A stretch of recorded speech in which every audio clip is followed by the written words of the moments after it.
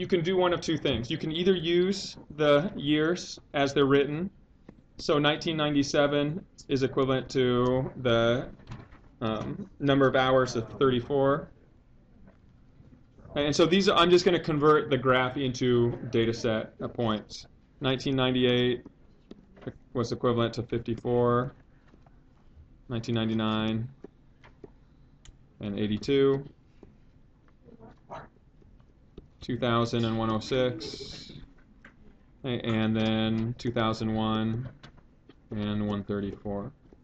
All right, so you can either use this set, or some people turn this into kind of letting x equals 0 be 1997. And so they might say 034, 054, 82, oops, not 0, sorry.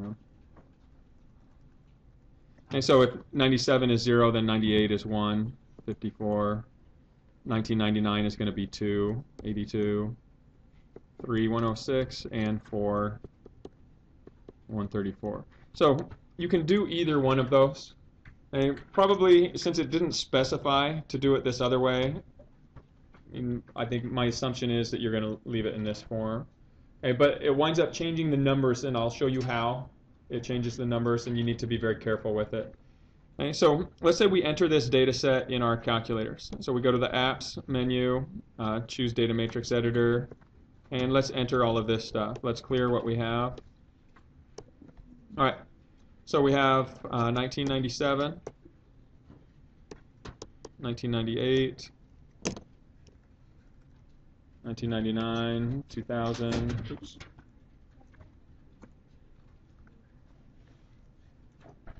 and 2001. Okay, and then if we want to move over to the corresponding Ys, we have 34, 54, 82, 106, and 134. All right, so we've entered all of our data here. And so now if you guys go through the steps for finding that, using quadratic regression to find the equation, what you're going to see is the following. So we choose number 9 is quadratic regression. Again, look carefully at it. Our cell for x's are column 1. Our cell for y's column 2. And then let's put this in the Y1 editor so we can refer back to it. Okay, now it's hard for you to see this, so I'm going to write what the display shows right down here. Okay, so the display gives you the generic form for a quadratic, which is ax squared plus bx plus c. So you should expect that, right? And then it tells you what a, b, and c are. So c is equal to 0.857. I'm just going to stop right there, but it goes on. There's a few more decimals. B is equal to, it looks like, negative 3401.657. And it goes on, again, continues to have some decimals on it. But then here's the thing, and this is where you guys, again, it's not necessarily a generational thing, but for you guys it's very apparent. Okay?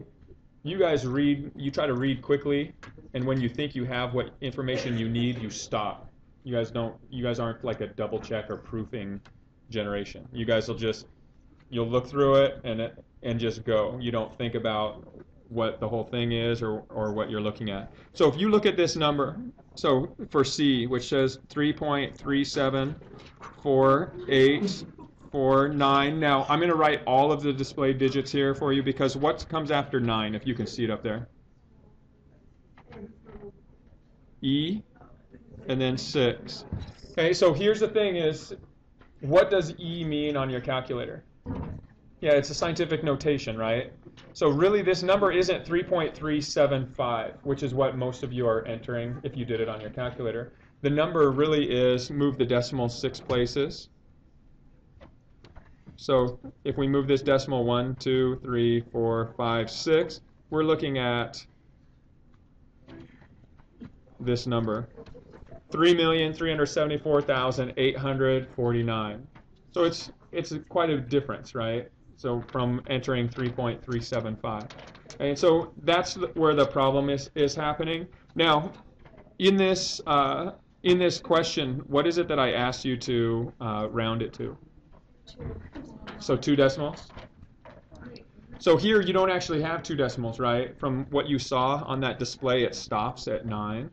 And so when you write your answer for this, you should write y equals 0.86 x squared, that's rounding to 2 decimals, minus 3401.66, that's rounding to 2 decimals, x, and then plus, and then here it would be 3374849 point, and I need 2 decimals from this.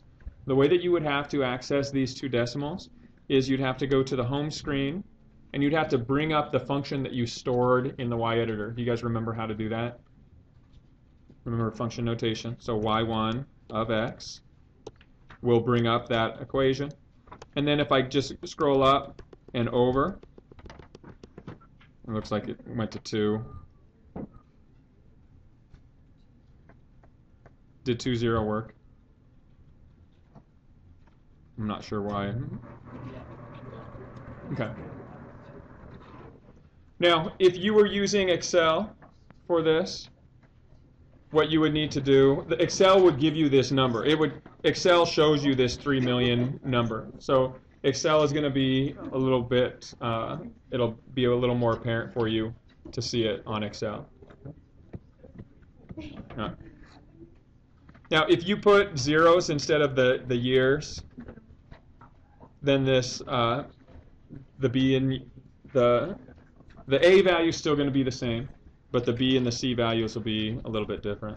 But it should still, whatever you get with that, you should still be able to enter it accurately.